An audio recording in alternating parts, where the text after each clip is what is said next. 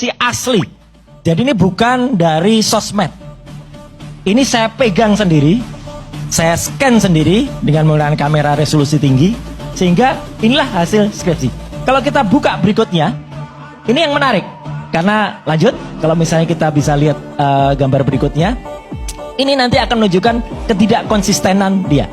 Di sini, bolehlah kalau ini dikatakan dulu, pada saat mahasiswa Universitas Gadjah Mada UGM, kalau akan membuat skripsi, dia membuatkan atau memesan cetakan sampul dan halaman depan ini pada percetakan di luar UGM. Dulu ada yang namanya percetakan perdana. Ini sekaligus mengkoreksi Bang Karni. Dulu dari dekan Fakultas Kehutanan tuh selalu mengatakan prima dan sanur ya. Salah. Perdana, saya kasih tahu Bang Karni. Dulu namanya perdana. Gitu. Jadi ini perdana, memang dia punya alat untuk mencetak semacam di tahun frame kita, jangan kita bayangkan sekarang. Ini adalah tahun 1985 atau tahun 80-an. Belum ada yang namanya mesin cetak inkjet. Ya.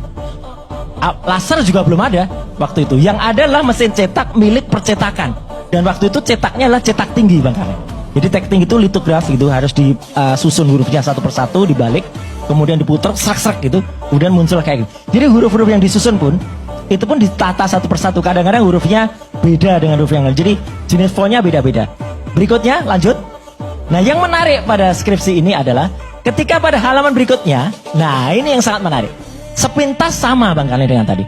Tapi ini kalau orang mengerti percetakan dan dia belajar kuliah yang namanya grafika publisitas, dan saya anak komunikasi belajar, ini sudah langsung bisa melihat ya bahwa lembaran ini dicetak dengan menggunakan teknologi yang jauh melampaui zamannya. Ini teknologi tahun 90-an. Karena ini adalah hasil mesin cetak inkjet. Inkjet itu keluar setelah laser jet.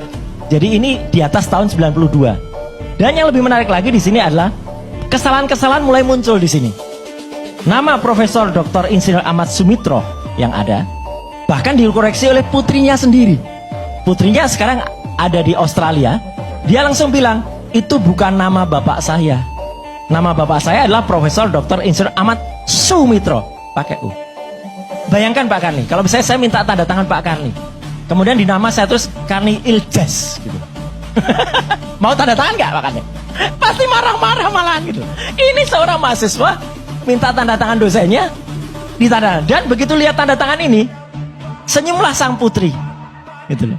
Dan dia dengan setengah kata lain mengatakan itu bukan tanda tangan ayahnya. Dan begitu dibandingkan, ini kalau seorang grafolog itu akan langsung bisa lihat ini tanda tangan asli dengan Profesor Ahmad Sumitro yang ada, beda tekanannya, tarikannya lain. Ini tanda tangan kayak orang baru belajar buat tanda tangan, ragu-ragu gitu loh, gitu tanda tangannya. Demikian juga Profesor Sunardi Prawidohatmojo.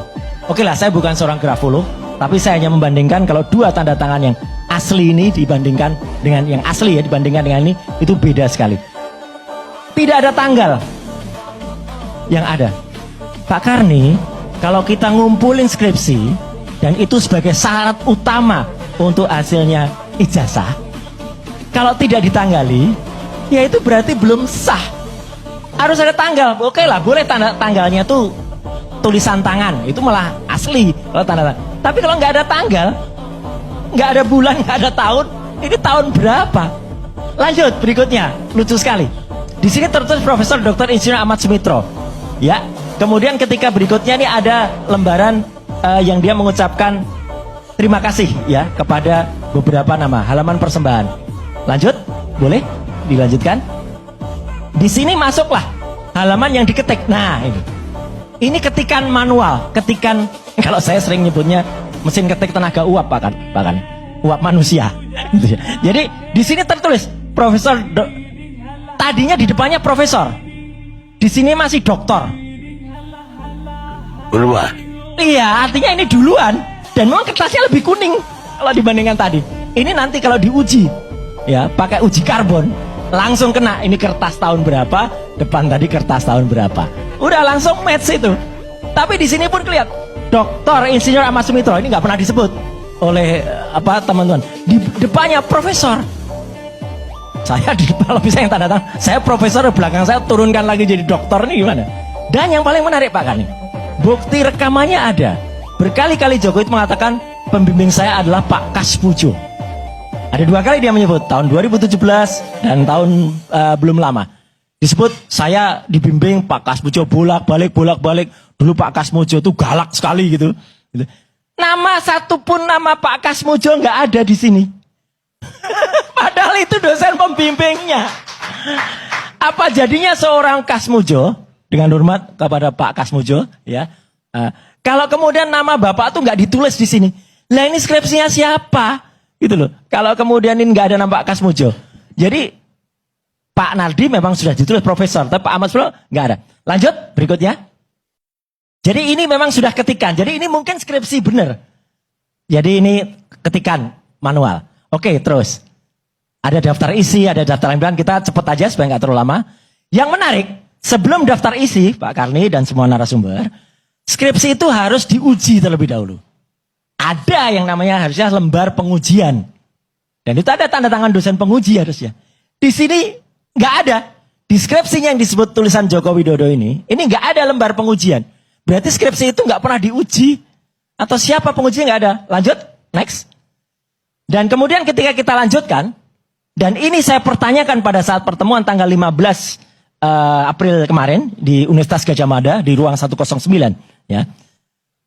Agak kaget pihak UGM karena di situ nggak ada lembar pengujian. Lucunya, kemudian ada salah satu temennya menunjukkan, punya saya ada mas. Oke, punya temennya tuh milik Pak Saminuddin Bahrori Tau namanya. Dan itu ada, nanti saya tunjukkan. Mungkin langsung ke lembar pengujian saja biar cepat. Terus yang ada. Nah ini. Dia menunjukkan ini. Ternyata juga tidak ada tanda tangannya. Alasannya kami yang kumpulkan itu aslinya ada kok mas, gitu dia bilang gitu. Tapi yang dikumpulkan kan ini, yang di Semangat Kampus yang ini. Menariknya lagi Bang Karni dan pemirsa ALC di mana saja berada, ini yang dia sampaikan oleh Dr. Risman waktu itu pernah, bahwa dipertahankan di depan Dewan Penguji tesis. Tesis itu adalah untuk S2. Bukan sarjana. Jadi kalau S1 harusnya skripsi, S2 itu tesis, S3 itu disertasi. Ya. Secara terpisah, Bang Karni, saya pernah konfirmasikan seorang guru besar, yang kebetulan guru besar itu sekarang nantinya akan berhadapan dengan saya, ya, karena beliau adalah lawyer dari Pak Jokowi, ya, gitu. Kemarin saya tanyakan, Prof, jujur, kalau S2 itu, tesis itu S1 atau S2?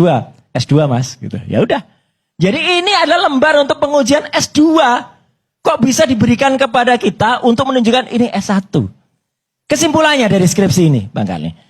Jadi skripsi ini adalah primary evidence, bukti primer yang kami periksa. Dan kalau skripsinya kayak gini, dengan segala hormat Bang Karni, selaku mahasiswa UGM, lulusan UGM S1 dan S2, dan saya menggunakan ini bukan apa-apa Bang Karni. Ini tuh pin aktivis mahasiswa yang disematkan langsung oleh rektor waktu itu Pak Kusnadi Harja Sumantri almarhum. Hanya beberapa orang yang dapat ini, dan ini kami disematkan karena kami mengadakan acara di Jakarta. Ya. Itu berarti apa? Saya sangat terpukul kalau UGM meluluskan skripsi model kayak gini nih. Ya. Ini sangat-sangat mencemarkan nama baik UGM harusnya. Ya. Kok bisa UGM kualitasnya seperti ini Bang Karni? Kalau skripsinya seperti ini Bang Karni, maka kalau dia sampai muncul ijazah yang kemudian itu sekarang ribut, ya sangat dipertanyakan kualitas ijazahnya. Kok bisa dengan skripsi kayak gini muncul ijazah? Habis skripsi biasanya juga atau sebelumnya ini kadang-kadang ada perbedaan. Ada fakultas yang skripsi duluan baru KKN berikutnya, atau ada KKN dulu baru skripsi. Dipertanyakan juga kuliah kerja nyatanya di mana. Dan kemarin ketika kami pertanyakan di depan 2 profesor, wakil rektor 1 dan wakil rektor bidang kemahasiswaan, mereka kebingungan untuk menjawab itu di mana KKN-nya. Padahal kan jelas orang yang pernah kuliah, Bang Karni, pasti ingat KKN-nya di mana, bahkan nama dosen pembimbing pun tidak boleh lupa.